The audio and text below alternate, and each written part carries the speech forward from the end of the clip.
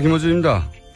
지난 2005년 워싱턴 포스트는 포드 정부 시절 국가안전보장회의 문서를 폭로했는데, 문서에 따르면 부시 정부에서 대이란 강경책을 주도하던 딕 체니 부통령, 럼즈펠트 국방장관이 포드 정부에서는 정반대로 이란 핵산업에 대한 지원과 투자를 주장하고 있습니다. 미국이 원자로와 우라늄을 수출해 돈을 벌자는 거죠. 이후 사이가 틀어진 미국은 이란의 핵개발을 놓고 오랜 기간 갈등하다 2015년 오바마 정부에서 핵 합의를 성사시킵니다. 하지만 새로 들어선 트럼프 대통령은 이란 핵 합의가 잘못됐다며 이를 파기하겠다고 말해왔죠.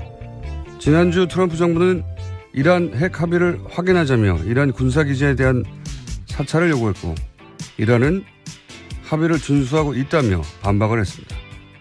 실제 UN 국제원자력기구 IAEA는 보고서를 통해서 이란의 저농축 우라늄 양과 농축률, 중수 보유량이 합의 기준을 넘지 않아 이란이 핵 합의를 잘 준수하고 있다고 발표를 했습니다. 하지만 트럼프는 아랑곳하지 않습니다. 어제 북한은 수소폭탄 실험을 했죠. 북한은 국제사회 룰을 따르지 않습니다. 우리에게 정말 위험하고 골치 아픈 존재인데, 그런데 이 북한 문제를 함께 해결할 미국 역시 자국 이익에 따라 합의를 깨운 역사 깁니다. 여전히 우리 보수는 미국만 쳐다보자고 하는데 미국만 쳐다봐서 이 문제 해결이 안 됩니다. 이 문제는 결국 우리 주도로 해결해야 한다. 김어준 생각이었습니다. 자, 핵실험을 또 했어요? 네, 어제 대형 이슈가 터졌습니다. 이게 이제 6차 핵실험이죠, 6차 핵실험. 네, 지난해 9월에 5차 핵실험이 있었고요. 문재인 정부가 출범한 이후엔 처음입니다. 그렇군요. 자, 규모 5.7의 인공지진. 그리고 여기에 대해서 청와대는 어떻게 반응했습니까? 네, 청와대 반응부터 먼저 전해드리면요. 이에 대해서 당연히 용납할 수 없다라는 입장인 건데요. 네, 문재인 대통령은 국가안전보장회의 긴급 소집했습니다. 문 대통령은 북한에 참으로 실망스럽고 분노하지 않을 수 없다라고 밝혔는데요. 또 국제사회로부터 고립을 더욱 가중시키는 실로 어처구니 없는 전략적 실수를 자행했다라고 비판했습니다.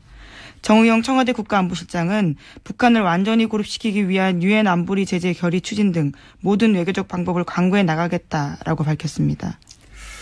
트럼프 대통령이 또 무슨 성명을 발표한 게 아니라 트윗을 했어요. 또 여기에 대해서. 트윗을 남겼습니다. 어제 저녁이었는데요. 이렇게 남겼습니다. 자신의 트위터를 통해서 북한이 큰 핵실험을 감행했다면서 그들의 말과 행동은 여전히 미국에 매우 적대적이고 위험하다라고 비난했는데요. 또 그러면서도 한국에 대해서도 언급했습니다. 자신이 말한 대로 한국은 대북 유화책이 통하지 않을 것이라는 사실을 깨닫고 있다면서 그들은 하나만 안다 이렇게 언급했습니다. 또 중국에 대해서도 언급을 했는데요. 북한은 심각한 위협이 되어버린 불량 국가라면서 그들을 도우려고는 하지만 거의 성과를 거두지 못하고 있는 중국에도 창피가 되고 있다라고 비난했습니다. 한마디로 뭐 자기는 다 알고 있었다는 얘기죠. 자기는 잘했는데 그런데 이제 실제로는 자신도 대화하겠다고 했다가 화양과 분노 얘기했다가 김정은 존경한다고 했다가 다시 또 대화하자고 했다가 이게 이제 얄팍한 이들의 특징이죠. 자기가 불리할 때 자기도 같은 말 했으면서 상대에게 내가 뭘 했어 이러는 거죠. 예. 네, 그래서 미국 내에서도요. 트럼프 대통령의 이야기가 두서없다라는 비판이 나오고 있습니다. 뉴욕타임즈도 비판을 했다고 보도했던데. 예. 네, 트위터에 대한 내용에 대한 비판인데요. 트럼프 대통령이 문재인 정부에 대해서 부당하게 듣기 싫은 소리를 했다라고 지적했습니다. 그러니까 뉴욕타임스 같은 경우에는요. 트럼프 대통령의 이 같은 인식은 잘못된 것이고 북핵 문제 해결을 위해서 한미 공조에도 장애가 될 수 있다는 전문가들의 우려를 전달했습니다. 이런 얘기는 미국 내에서 정말 많이 나와요. 예. 저희가 조만간 그러니까 지금의 북핵 위기는 물론 북한의 책임을 동시에 언급해야 하지만 트럼프가 자초했다는 얘기도 그런 분석도 많이 나옵니다. 자, 여기에 대해서 또 청와대 뭐라고 그랬습니까? 이 트윗에 대해서. 예, 트럼프 대통령 트위터에 대해서요. 우리는 동맹국들과 함께 평화를 통한 한반도의 비핵화를 포기하지 않고 추구해 나갈 것이다 라는 입장 밝혔습니다.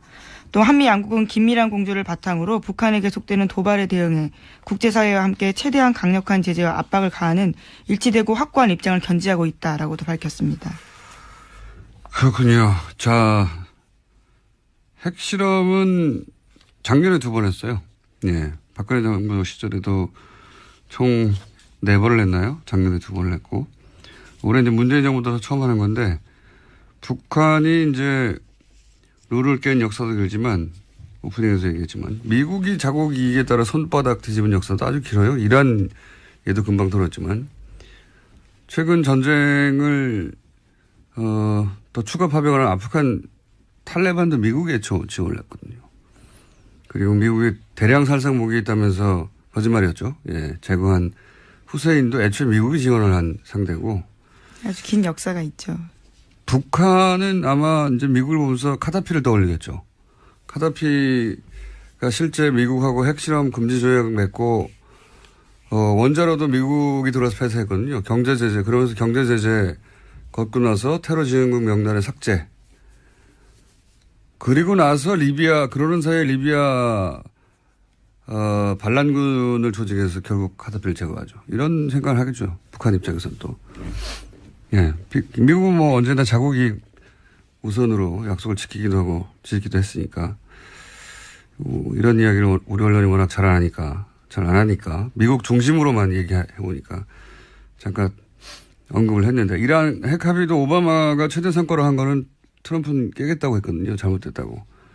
예. 그래서, 원자력 기구에서 사찰해서 보고서 냈는데 잘 지키고 있다고. 지난 중가에 못 믿겠다고 이제 군사시설, 핵시설 말고 군사시설 사찰하겠다고. 그걸 누가 응하겠습니까? 그거 응하지 않으면 세컨더리 제재하겠다고 하고 있어요. 예. 우리 보수 항상 미국한테 이제 문제 해결을 맡겨야 한다고 그래 왔잖아요. 예. 그런데 미국에게 북핵 문제를 다 맡겨버린 게 지난 10년이에요. 그런데 10년 동안 핵실험은 계속됐고 박근혜 정부 시절에는 작년에도 2번 했습니다. 2번.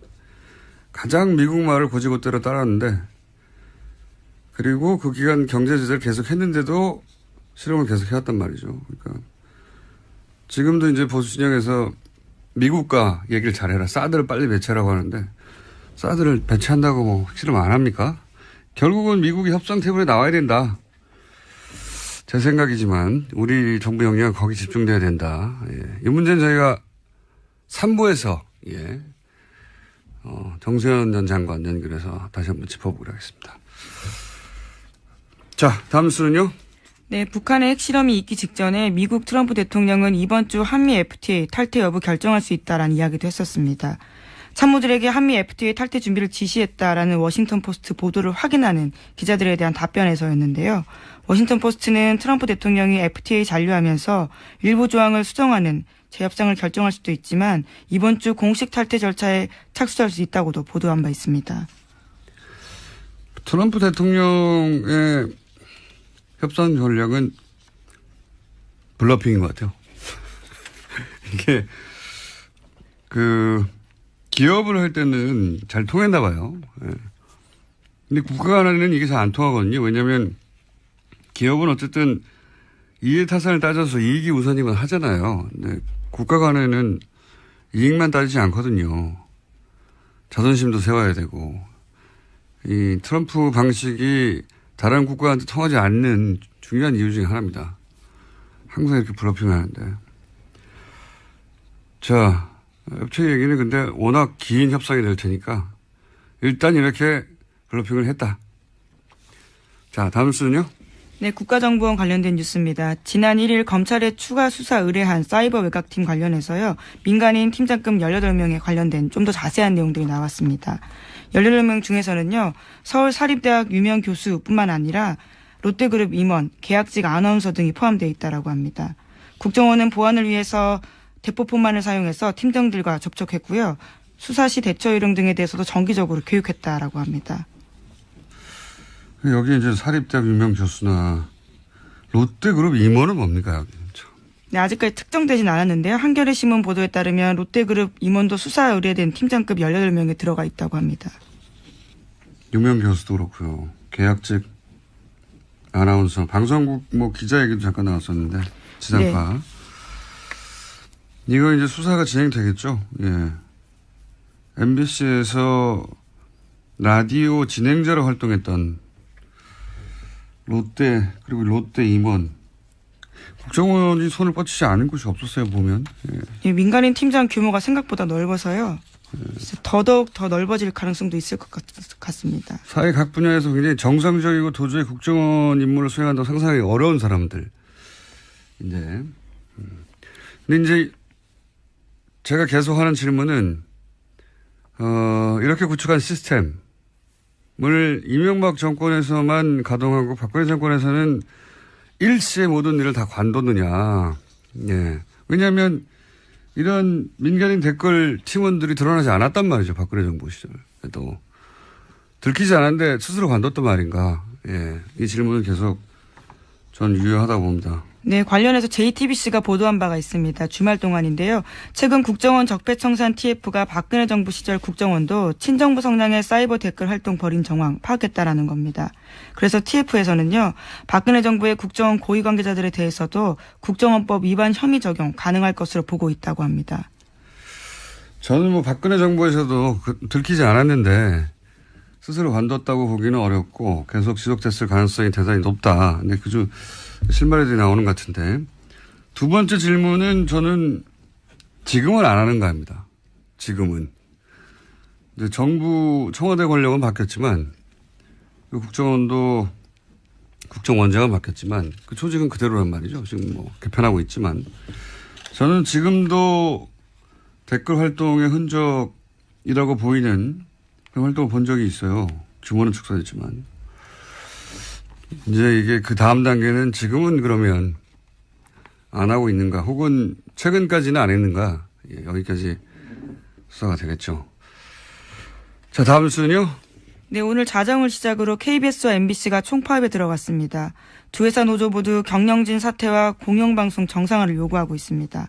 MBC 노조는 오늘 오후 2시에, KBS 노조는 오늘 오후 3시에 파업 출정식 엽니다. 또 고용노동부의 세 차례 소환 요청에 모두 불응해서 체포영장이 발부된 바 있는 김장겸 MBC 사장의 행방은 나흘째 확인되고 있지 않습니다. 저희가 이제 4부에서 KBS 지난번에 사이버 사령부 부단장격이었던 분이 자신이 어떻게 국방장관 합참의장 청와대에 매일 댓글 공작을 보고했나 하는 내용이 폭로됐는데도 KBS는 방송을 안 했죠. 예. 그 인터뷰를 직접 했던 KBS 기자를 오늘 저희가 4부에서 만나는데 그때 파업 얘기는 좀 더 하기로 하고 홍준표 대표가 이제 이 그러니까 소환에 응하지 않은 김장겸 MBC 사장 체포영장이 발부된 것 두고 이제 최초의 일이라고 얘기를 했었죠. 네, 없었다라는 주장을 해서요. 네. 반박당한 바가 있습니다. 최초라고 했는데 실제로는 한 해 1000건 이상씩. 네, 1459건에 있었다고 지난해만 해도요. 그런데 홍 대표가 원내대표 시절에 그때 정현주 KBS 사장. 네, 이명박 정부 시절이었죠. 네, 그때 사장 해임이 결국은 대법원에서 무효 판결이 났어요. 예, 그리고 그때 당시 문제가 됐던 PD수첩 압수수색도 결국은 무죄가 났죠. 그러니까 그렇게 법적인 근거 전혀 없는 케이스였는데 이때 정현주 사장이 소환에 2번인가 응하지 않자 뭐라고 그랬냐. 지금 내각과 청와대가 지금 다시 세팅이 돼서 국정을 운영하고 있습니다만은 지나고 난 뒤에 지금까지 가만히 국정 돌아가는 것을 보니까 왜 정권을 교체했는지 답답하기 이를 데 없습니다. 촛불 정국에서 강요들은 비겁하게 뒤로 숨어버리고 자기들이 앞장서서 앞에 나가서 온몸으로 국민을 설득하고 국정을 이끌어 나가야 됩니다. 그리고 앞장서서 문제를 해결하겠다는 그런 의지도 없어요. 저는 왜 정권이 바뀌었는지 이해가 안 됩니다. 요 내용이 빠졌네요. 요 내용에 KBS 사장의 경우 소환장을 2-3번 발부했으면 다음엔 법에 따라 체포영장이 발부돼야 한다. 예, 그렇게 예. 발언한 바 있죠. 예, 저희 PD가 요 내용을 하라고 했더니 딴 내용을 내보냈습니다. 그때 KBS 사장의 경우에 소환장 냈는데 왜 체포영장 발부하지 않냐고 독촉하는 내용. 네, 검찰이 뭐라는 집단인지 모르겠다라는 발언까지 했었습니다. 네. 제가 이제 체포영장 이번에 발부된 건 최초라고 했는데 본인이 10년 전에는 체포영장을 발부하라고 했던 그런 말을 한 적이 있습니다. 예, 그 내용을 따라고 했더니 저희 PD가 딴 걸 땄어요. 혼내줘야 되겠습니다. 자, 어쨌든 그러면서 이제 국회 보이콧을 예, 한다고 선언했습니다. 하죠. 예. 지난 2일 오후에 긴급 의총 열었습니다. 그리고 MBC가 정상화될 때까지 정기국회 일정 보이콧 선언하겠다고 했습니다. MBC 정상화에 대한 개념이 서로 좀 다른 거죠. 자, 이게 보수에서는 자신들의 심령과 현리를 되돌아봐야 돼요. 애초에 자기들이 뿌린 씨앗이거든요. 그때 방송국의 구성원들이 다 반대하는데 밀어붙여서 사장과 임원들 갈아치운 거잖아요.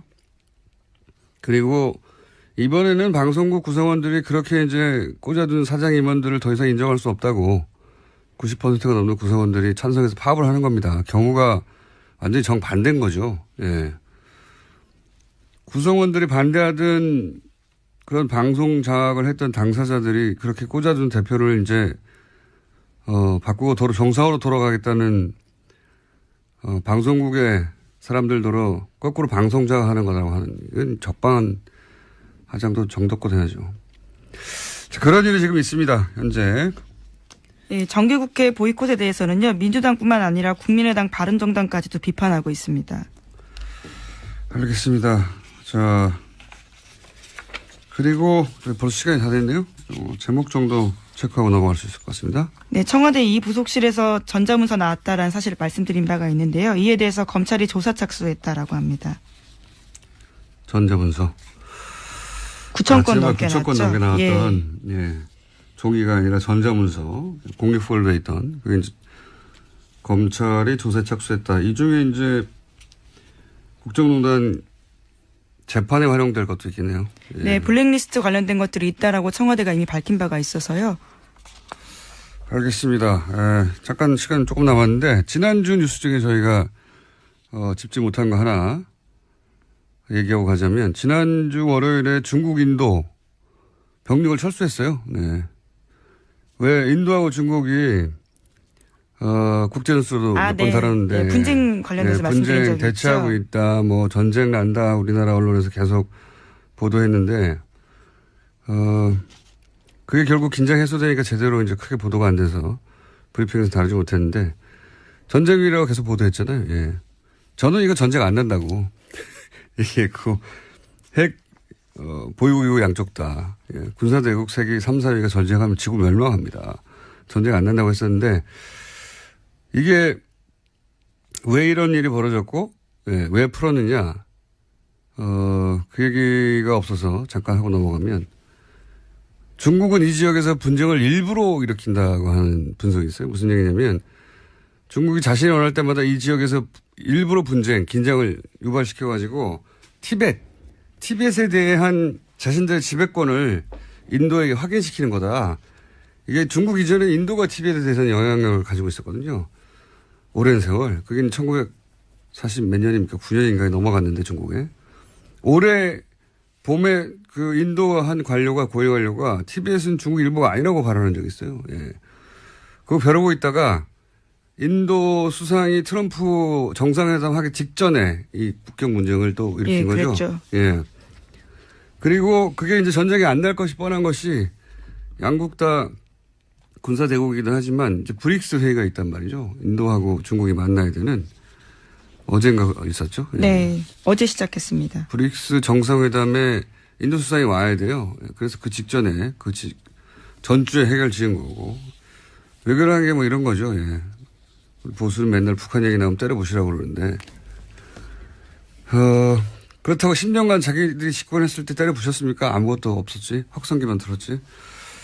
그래서 중국 인도도 국경 분쟁하고 막 전쟁 난다고 하고 동시에 경제협력하고 미국과의 관계도 상호 견제하고 그렇게 하는 게 외교고 그게 그렇게 복잡한 거죠.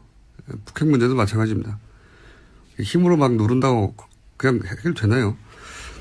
지난주에 있었던 어떤 주변국 주요 뉴스인데 그냥 넘어가서 지난주에 노치 뉴스로 잠깐 브리핑을 했습니다. 자, 여기까지 하겠습니다. 시사인의 김은지였습니다. 감사합니다. 국가안전보장회의 긴급 소집했습니다. 문 대통령은 북한에 참으로 실망스럽고 분노하지 않을 수 없다라고 밝혔는데요.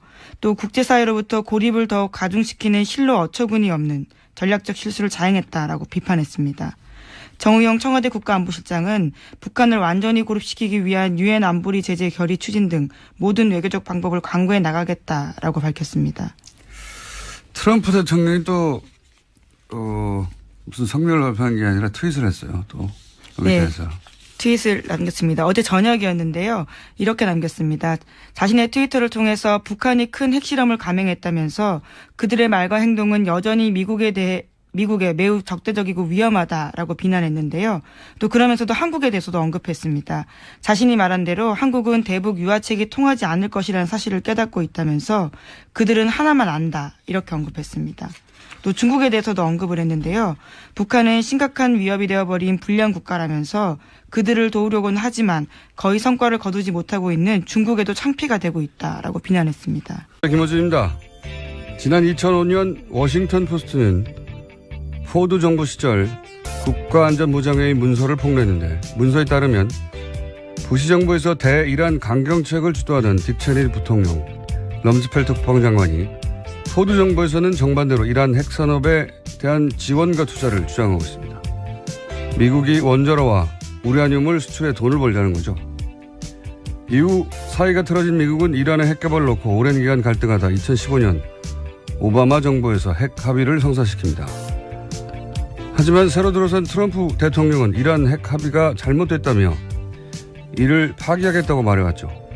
지난주 트럼프 정부는 이란 핵 합의를 확인하자며 이란 군사기지에 대한 사찰을 요구했고 이란은 합의를 준수하고 있다며 반박을 했습니다. 실제 유엔 국제원자력기구 IAEA는 보고서를 통해서 이란의 저농축 우라늄 양과 농축률, 중수 보유량이 합의 기준을 넘지 않아 이란이 핵 합의를 한마디로 자기는 다 알고 있었다는 얘기죠. 자기는 잘했는데 그런데 이제 실제로는 자신도 대화하겠다고 했다가 화염과 분노 얘기했다가 김정은 존경한다고 했다가 다시 또 대화하자고 했다가 이게 이제 얄팍한 인들의 특징이죠. 자기가 불리할 때 자기도 같은 말 했으면서 상대에게 내가 뭘 했어 이러는 거죠. 예. 네, 그래서 미국 내에서도요 트럼프 대통령의 이야기가 두서없다라는 비판이 나오고 있습니다. 뉴욕타임즈도 비판을 했다고 보도했던데. 예. 네, 트위터에 대한 내용에 대한 비판인데요. 트럼프 대통령이 문재인 정부에 대해서 부당하게 듣기 싫은 소리를 했다라고 지적했습니다. 그러니까 뉴욕타임스 같은 경우에는요. 트럼프 대통령의 이 같은 인식은 잘못된 것이고 북핵 문제 해결을 위해서 한미 공조에도 장애가 될 수 있다는 전문가들의 우려를 전달했습니다. 이런 얘기는 미국 내에서 정말 많이 나와요. 예. 저희가 조만간 그러니까 지금의 북핵 위기는 물론 북한의 책임을 동시에 언급해야 하지만 트럼프가 자초했다는 얘기도 그런 분석도 많이 나옵니다. 자, 여기에 대해서 또 청와대 뭐라고 그랬습니까? 이 트윗에 대해서. 예, 트럼프 대통령 트위터에 대해서요. 우리는 동맹국들과 함께 평화를 통한 한반도의 비핵화를 포기하지 않고 추구해 나갈 것이다 라는 입장 밝혔습니다. 또 한미 양국은 긴밀한 공조를 바탕으로 북한에 계속되는 도발에 대응해 국제사회와 함께 최대한 강력한 제재와 압박을 가하는 일치되고 확고한 입장을 견지하고 있다라고도 밝혔습니다. 그렇군요. 자, 핵실험은 작년에 2번 했어요. 예. 박근혜 정부 시절에도 총 4번을 했나요? 작년에 2번을 했고. 올해 이제 문재인 정부 들어서 처음 하는 건데, 북한이 이제 룰을 깬 역사도 길지만, 오프닝에서 얘기했지만, 미국이 자국 이익에 따라 손바닥 뒤집은 역사도 아주 길어요. 이란 얘도 금방 들었지만, 최근 전쟁을, 또 추가 파병을 잘 준수하고 있다고 발표를 했습니다. 하지만 트럼프는 아랑곳하지 않습니다. 어제 북한은 수소폭탄 실험을 했죠. 북한은 국제사회 룰을 따르지 않습니다. 우리에게 정말 위험하고 골치 아픈 존재인데 그런데 이 북한 문제를 함께 해결할 미국 역시 자국 이익에 따라 합의를 깨운 역사 깁니다. 여전히 우리 보수는 미국만 쳐다보자고 하는데 미국만 쳐다봐서 이 문제 해결이 안 됩니다. 이 문제는 결국 우리 주도로 해결해야 한다. 김어준 생각이었습니다. 자, 핵실험을 또 했어요? 네, 어제 대형 이슈가 터졌습니다. 이게 이제 6차 핵실험이죠. 6차 핵실험. 네, 지난해 9월에 5차 핵실험이 있었고요. 문재인 정부가 출범한 이후엔 처음입니다. 그렇군요. 자, 규모 5.7의 인공지진. 그리고 여기에 대해서 청와대는 어떻게 반응했습니까? 예, 청와대 반응부터 먼저 전해드리면요. 이에 대해서 당연히 용납할 수 없다라는 입장인 건데요. 네, 문재인 대통령은